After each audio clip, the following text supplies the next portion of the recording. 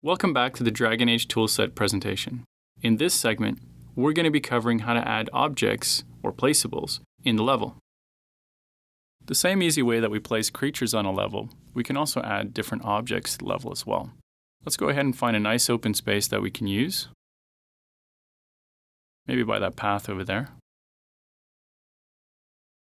And why don't we jump to the Placeables tab in our palette window. Placeables are our name for objects. Some of these are interactive, some of them are just kind of window dressing to fill up and make the world seem more alive. Let's go ahead and add a new one. We'll give it a name.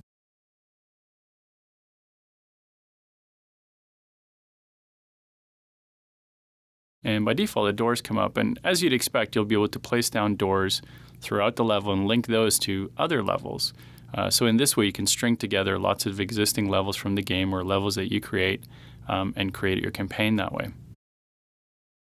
For our purposes, though, we are kind of in a military camp, so we want to go with something that's a bit more appropriate for the setting. We have a ballista placeable that we can use, and that will probably fit really nicely with the context of that level.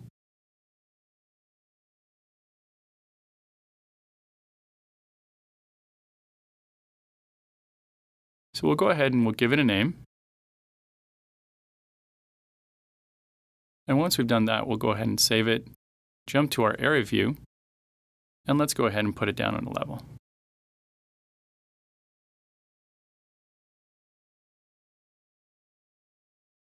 So as we did with creatures, very easy to just move it around and rotate it. But in particular with world objects, you want to make sure that these are fitting really nicely with the contour of the land and they look natural in the setting that they're in. So one of the things that we can do is we can actually jump into a 3D control mechanism. You can see there that the ballista is a little bit off the ground on the right there.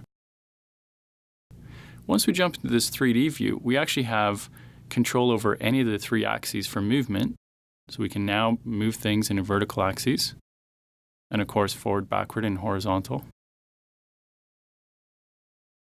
But we can also jump into a 3D rotation view, and what that means is we can now rotate in any of the three axes as well.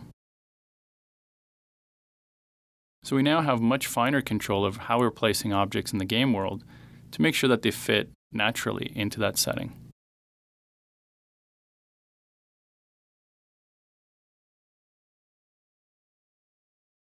So once we're happy with it, we'll go ahead and save that out. And that's basically how object placement works.